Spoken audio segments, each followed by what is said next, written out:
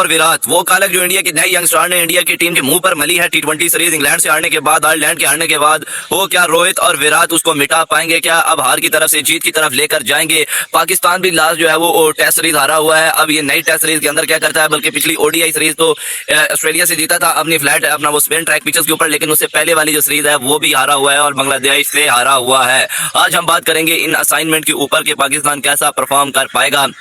इन situation के अंदर, और भारत अब क्या मतलब वो कमबैक करेगा, इसके ऊपर बात करेंगे। सबसे पहले तो आप वीडियो को नीचे लाइक का बटन लाजमी दबा लें और चैनल को सब्सक्राइब कर लें ऐसी अपडेट्स के लिए। रोहित और विराट कोहली अब सिर्फ आपको पता है ओडीआई के अंदर ही खेलते हैं, क्योंकि अब उन्होंने टेस्ट और टी20 से रिटायरमेंट ले लिया है, क्योंकि गौतम गंभीर चाहते थे कि हम नया यंग स्टार, नया यंग टैलेंट जो है उसको आजमाएं, और अब ये क्योंकि काफी पुराने प्लेयर हो चुके हैं इसलिए अब ये रेस्ट पे जाए, अब हमें इनकी जरूरत नहीं है। और जब उनकी जरूरत नहीं होती तो जो नई यंग स्टार टीम है वो इस तरह खेलती है कि जल्दी जरूरत बन जाती है विराट और रोहित की। बट अब क्या करें, जब चिड़ियां चुग गई, क्योंकि अब टी20 टीम और ओडीआई से तो वो रिटायरमेंट ले चुके हैं, अब वो अब आपको बचा सकते हैं, लेकिन सिर्फ ओडीआई, क्योंकि अब ओडीआई सीरीज शुरू होने वाली है इंडिया की इंग्लैंड के साथ, और इंग्लैंड चाहेगा कि अब टी20 के बाद ओडीआई में भी मारकर हक मारने की कोशिश करेगा। लेकिन इस वक्त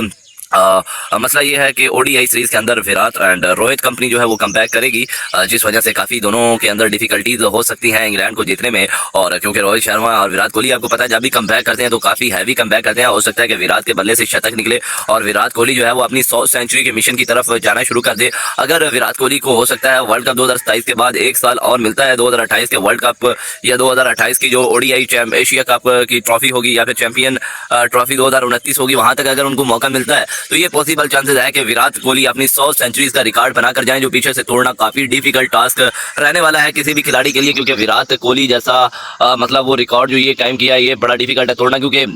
पूरा पैच आया है विराट कोहली का, लेकिन वो इतना लंबा नहीं रहा है जितना बाकी प्लेयरों के ऊपर रहता है। बाकी टीम के अंदर हर्षित राणा जो है, प्रिंस यादव जो है वो रूल आउट हुए हैं, हर्षित राणा वगैरह, मतलब बहुत कुछ नई तब्दीलियां आई हैं, आपको एक नई टीम देखने को मिलेगी। मेरे ख्याल से जो ओपन होगा वो ईशान किशन या फिर सॉरी ईशान किशन नहीं, वो हमारे जो वाइस कप्तान टी20 के पहले हुआ करते थे, वो नाम नहीं मुझे उनका याद आ रहा, वो करेंगे, और उनके साथ जो है वो विराट कोहली, रोहित शर्मा आएंगे, वन डाउन विराट कोहली, और फिर आपको पता है सिराज अय्यर, ऋषभ पंत वगैरह, जिस तरह से वो पूरा एक ऑर्डर चलता है उसी तरह से वो चलेगा। उसके बाद पाकिस्तान अपने टेस्ट के मिशन पर जा रही है और उम्मीद करते हैं कि पाकिस्तान अपने इस दफा टेस्ट क्रिकेट के मिशन के अंदर अच्छी तरीके से कामयाब हों, क्योंकि नए कप्तान पहले तो रह चुके हैं, यानी है तो पुराने लेकिन अब अपॉइंट नए हुए हैं कप्तान। उसके अलावा जो कोचेज हैं वो बिल्कुल नया, सरफराज अहमद, पहली असाइनमेंट बहुत ही बुरी रही है सरफराज अहमद की, अब देखते हैं इस असाइनमेंट में क्या करते हैं। जो शाहीन शाह अफरीदी हैं वो अपनी बॉलिंग में पुराने रिदम में आते हैं या फिर वो उसी तरह से पहले की तरह मार खाते हैं, ये भी एक बड़ी देखने वाली चीज़ होगी कि अब क्या करते हैं। उसके अलावा और खबरें हैं जिनके ऊपर बात करेंगे, लेकिन अब पाकिस्तान के अंदर क्या तब्दीलियाँ आएंगी। Shan Masood as a player जो है वो इस दफ़ा खेलेंगे, क्योंकि पहले वो पाकिस्तान क्रिकेट टीम के अंदर कप्तानी के फ़राइज़ अंजाम दे रहे थे, लेकिन अब वो कप्तानी से रिमूव कर दिए गए हैं। उसके अलावा खबरों में कुछ यूँ आ रहा है कि पाकिस्तान की खबरों में ही है कि अब टीम के अंदर और चेंजेस होगी। मोहम्मद रिजवान जो है वो टेस्ट टीम के अंदर वापस आ रहे हैं और होप है कि मोहम्मद रिजवान को पिछली टेस्ट सीरीज के अंदर ड्रॉप किया गया था कि इस दफा और वेल परफॉर्म खेलें, और फैंस की डिमांड है, आजकल ये ट्रेंड ज्यादा तेज हुआ है कि आकिब जावेद को जो है वो क्रिकेट टीम से निकालें, और हो सकता है कि आकिब जावेद के भी ये आखिरी दिन जो है वो चल रहे हो, जिस तरह भारत के गौतम गंभीर हैं और उनके भी अब लग इसी तरह रहा है कि वो अपने आखिरी दिनों के फेज के अंदर जो है वो जा चुके हैं, और हो सकता है कि उनको भी अब